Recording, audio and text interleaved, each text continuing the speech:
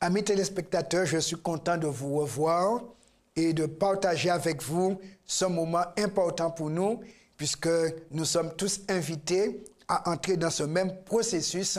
Seigneur, transforme-moi. Seuls les transformés vont décoller de terre pour débarquer au ciel. Mais faudrait-il que nous puissions collaborer avec les puissances divines. Le Père est pour nous, Jésus est avec nous et le Saint-Esprit est donné pour qu'il soit en nous. Ne laissons pas le Saint-Esprit à côté de notre vie, mais permettons qu'il soit en nous, car c'est en dedans que l'Esprit peut produire la transformation. Alors, nous avons commencé hier avec les 5 composantes du transforme-moi. Comment ce processus fonctionne. Et nous avons vu effectivement que quand je suis transformé, c'est un mode de vie permanent. Je suis en transformation. Je vais vers la perfection. J'apprends à découvrir mes talents. Je vais les impliquer au service de Dieu. Et ceci me permettra donc d'entrer en connexion avec les autres pour partager ce que je reçois de Dieu afin qu'eux aussi goûtent la même chose. Nous allons revenir donc à l'expérience de la femme samaritaine et nous allons voir comment cet élément de connexion et de partage fonctionne, son efficacité. Nous avons vu que Jésus, il a commencé entre lui et la femme. Donne-moi à boire. Donc ils sont deux. Et un dialogue va s'engager autour de l'eau, puisque Jésus, il a faim, il ne peut pas prendre de l'eau pour boire. Les disciples ont été se procurer ce qui est nécessaire. La femme arrive avec sa couche pour prendre de l'eau. Et Jésus lui dit, en profitant de cette occasion, donne-moi à boire. Et voici que maintenant, la femme voulant boire, elle dit, Seigneur, donne-moi de cette eau. Jean chapitre 4, verset 15. Seigneur, donne-moi de cette eau afin que je n'ai plus soif et que je ne vienne plus puiser ici. Va, lui dit Jésus, appelle ton mari et viens ici. Nous soulignons, Jésus veut lui donner l'eau, mais avant de lui donner l'eau, le met en connexion avec quelqu'un d'autre. Va, appelle ton mari. Le même verbe qui est donné aux disciples est donné aussi à quelqu'un qui n'est pas encore disciple, mais qui est un disciple potentiel parce qu'elle est en connexion avec Jésus. Va, appelle ton mari. Lorsque nous rencontrons Jésus, Jésus qui a l'eau de vie, on ne peut vouloir boire l'eau de vie tout seul ou toute seule. Non, selon Jésus, c'est avec au moins une autre personne. Et là, cette femme, Jésus lui dit, appelle quelqu'un de proche. Car c'est plus facile de commencer par les proches avant d'aller voir les étrangers. Mais il y a un problème avec la femme samaritaine. Jésus lui dit, appelle ton mari et viens ici. La femme répondit, je n'ai point de mari. Jésus lui dit, tu as eu raison de dire, je n'ai point de mari. Car tu as eu 5 maris et celui que tu as maintenant n'est pas ton mari. En cela, tu as dit vrai. Seigneur, lui dit la femme, je vois que tu es prophète. Nous remarquons une chose. Jésus veut donner la vie éternelle à cette femme, car l'eau est le symbole de la vie éternelle. La femme a soif de la vie éternelle, mais il y a un problème. La couche, Jésus est prêt à verser, mais le récipient pour prendre l'eau à boire est sale.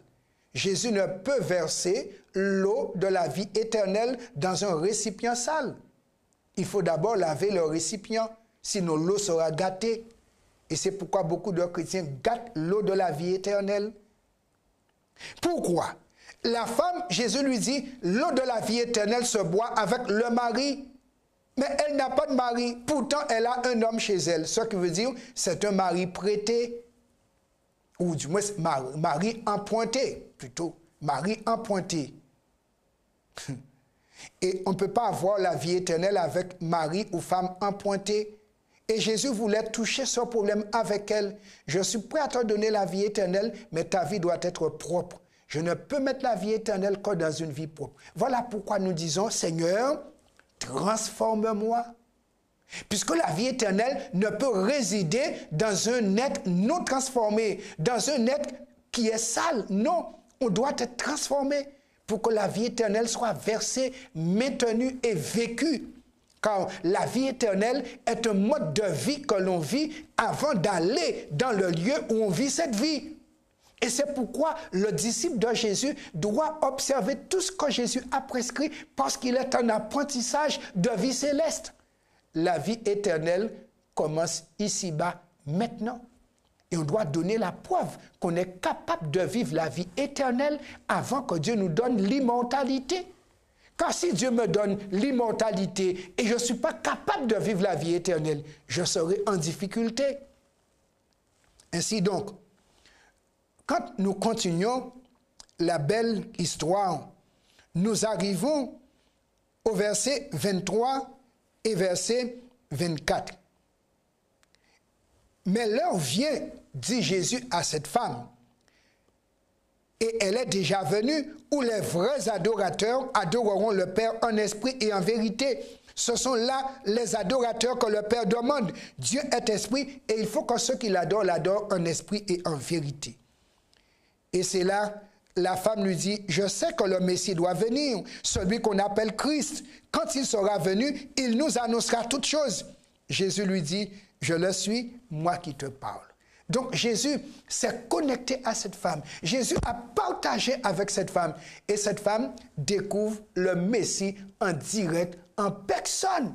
Alors qu'elle était une Samaritaine, quelqu'un qui n'aurait pas pu rencontrer Jésus ainsi.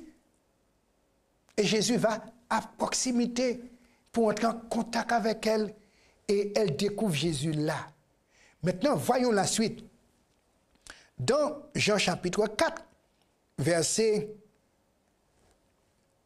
39 à 42. Mais juste avant de lire ces versets, nous lisons le verset 28. Alors la femme, ayant laissé sa couche, s'en alla dans la ville et dit aux gens, « Venez voir un homme qui m'a dit tout ce que j'ai fait. Ne serait-ce point le Christ ?» Ils sortirent de la ville et ils vinrent vers lui. Donc cette femme mise en connexion avec Jésus, Jésus a partagé avec elle. Mais remarquez bien, elle prend la décision de laisser le mari emprunter. Et elle avait honte, c'est pourquoi elle est venue chercher son eau à midi. Mais maintenant que Jésus a nettoyé son cœur de l'adultère, elle part libre, propre, et elle va entrer en contact avec les autres pour les inviter aussi à venir à la source pour pouvoir recevoir leur part d'eau de vie éternelle. Et elle dit aux habitants de la ville, venez voir un homme qui m'a dit tout ce que j'ai fait, qui a nettoyé ma vie. Donc, ne serait-ce point le Christ? Et la Bible nous dit au verset 39, plusieurs Samaritains de cette ville crurent en Jésus à cause de cette déclaration formelle de la femme. Il m'a dit tout ce que j'ai fait. Ainsi, quand les Samaritains vinrent le trouver, ils le prièrent de rester auprès d'eux et il resta là 2 jours. 2 jours en proximité et en connexion. Un beaucoup plus grand nombre crurent à cause de sa parole. Et il disait à la femme, ce n'est plus à cause de ce que tu as dit que nous croyons, car nous l'avons entendu nous-mêmes et nous savons qu'il est vraiment le sauveur du monde. Voici l'importance de la connexion pour le partage. Cette femme qui n'est pas encore baptisée, mais qui est en processus de transformation, en processus de devenir disciple de Jésus aussi, et qui, n'ayant pas encore été baptisé, va trouver ses concitoyens pour dire, vous aussi, venez voir. Et quand les gens sont venus en grande quantité, ces personnes vont rencontrer Jésus, vont, de par ce contact avec Jésus, découvrir que Jésus est non seulement un juif détesté, mais aussi un prophète. Mais plus qu'un prophète, il est le Messie, l'envoyé du ciel pour sauver les hommes. Et ils vont dire en conclusion, oui, tu es vraiment le sauveur du monde. et ces Samaritains vont être sauvés. Voici l'importance de la connexion pour le partage. Et on voit tout de suite Jésus qui va proclamer pendant 2 jours la parole aux Samaritains, et beaucoup de Samaritains vont être récoltés pour les greniers célestes en tant que disciples de Jésus, à cause d'une personne. On ne peut pas rencontrer Jésus, boire à la source d'eau vive, boire l'eau de la vie éternelle et ne rien avoir à dire à personne. Non, c'est comme si on se dissocie du plan du salut. On se dissocie du grand transforme-moi, car un transformé ne peut pas garder la bouche fermée. Les modifiés gardent la bouche fermée, mais les transformés vont et disent. Remarquez, Jésus, sitôt qu'il a transformé cette femme, elle va être habilitée à aller et dire. Et en disant peu, parce qu'elle ne connaît pas des doctrines, elle connaît au moins une personne. Elle connaît Jésus. Et Jésus a la doctrine. Et quand les gens sont venus, elle va apprendre la doctrine en même temps qu'on les invités. Et tout le monde va partir avec l'enseignement de Jésus. Comment adorer Dieu en esprit et en vérité. Et tout le monde va bénéficier de Jésus, le sauveur du monde. Aujourd'hui encore, Jésus est le sauveur du monde. Tous ceux qui entrent en contact avec Jésus deviennent disciples de Jésus. Tous ceux qui acceptent d'être disciples de Jésus acceptent d'être instruits par Jésus. Et si les Samaritains, en 2 jours, sont arrivés à la conclusion que Jésus les a sauvés, Jésus sauve le monde n'est pas encore terminé, la fin du monde n'est pas encore là. Aujourd'hui, le même Jésus peut sauver du monde.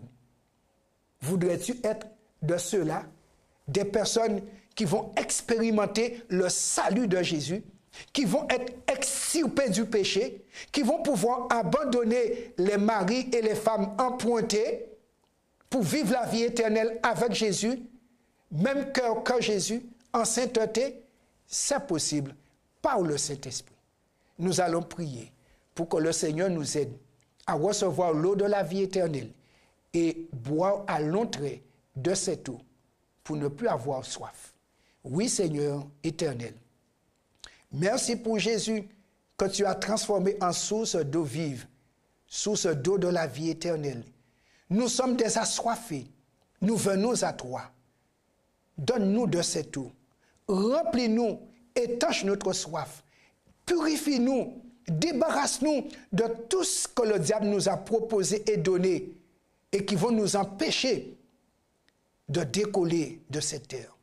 Donne-nous de vivre la vie de Jésus, cette vie éternelle abondante, et que nous puissions, en nous connectant avec les autres, leur permettre de goûter que Jésus est bon. Nous te prions en son nom et pour ta gloire. Amen.